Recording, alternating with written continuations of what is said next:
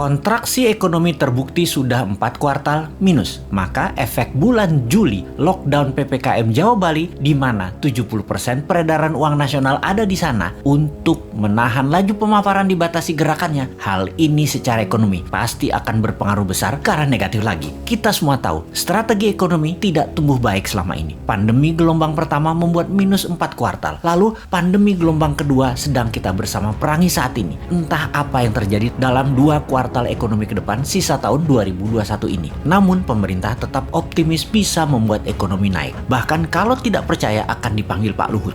Sehubungan dengan yang tidak percaya akan mendapatkan penjelasan Pak Luhut, maka saya mengacungkan tangan tinggi-tinggi dan berkata dengan keras, Saya Pak, yuk ngobrol Pak, bagaimana strateginya dan akan lakukan apa Pak agar ekonomi tumbuh. Kalau ternyata jawabannya dengan investor asing masuk, itu bukan jawaban yang bikin kami semangat Pak, yang lain dong. Kalau dengan pinjaman hutang, itu juga bukan sesuatu yang baru. 7 tahun ini hutang naik jadi 6.500 triliun dari 2.700 triliun sisa Pak SBY. Itu juga bukan sesuatu yang wah, malah sesuatu yang loh. Jadi kalau ada yang tidak percaya mau dengar langsung dari Pak Luhut, terang saya menjadi orang nomor 1 ingin penjelasan. Saya Pak, kami berharap strategi baru yang dipakainya, bukan yang kemarin-kemarin yang terbukti membuat 4 kuartal minus, juga bukan yang membuat impor bertambah naik, juga bukan membuat tenaga kerja asing bertambah banyak di Indonesia. Yang baru Pak, yang segar, ada Pak. Juga bukan seperti selama 7 tahun ini telah berjalan memainkan kekuatan politik. Pernah membelah Golkar jadi 2 di awal dulu, membelah PKS jadi 2, membelah Demokrat jadi 2, membelah P3,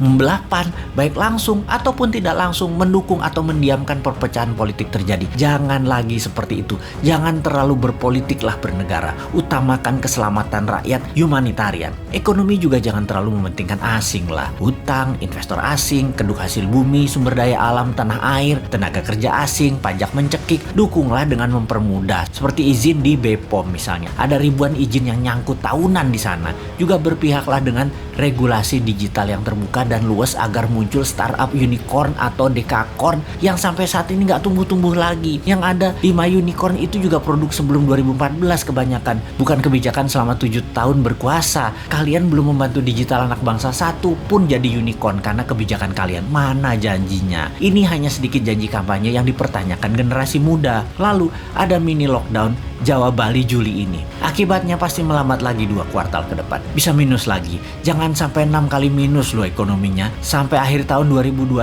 ini minus, itu berbahaya. Berat mesin ekonomi kalau turunnya terlalu dalam atau diamnya mesin terlalu lama. Yang Newmind takut adalah minyak crude oil yang saat ini $75 per barel. Akhir tahun ini mendekati $100 per barel. Mati kita. Sudah dolar kurang jumlahnya di tanah air. Dagang pakai yuan. Sementara Amerika dan dunia Arab tetap petrodolar, beri petrol ya pakai dolar. Lah kalau rupiah jadi 17.000 terhadap dolar karena perlu dolar dan dolar langka, nggak ada dolar masuk karena yuan yang masuk. Beli minyak 800.000 barel per hari pakai apa bayarnya? Apa mau Saudi dibayar pakai yuan? Ya enggak lah, yuan belum multi currency, baru 1,7% transaksi dunia yang pakai yuan. Cukup nekat sih analisa meyuankan transaksi dan tergantung satu negara Tiongkok mitra dagangnya, padahal Tiongkok bukan penyedia semua macam-macam kebutuhan, terutama kebutuhan energi. Cina nggak punya energi, Cina aja import. Berat nih kalau crude oil mendekati $100 per barelnya di akhir tahun 2021 ini. Di sisi lain, COVID mudah-mudahan melandai sejak akhir Juli ini. Semangat vaksin kita dukung kok bos.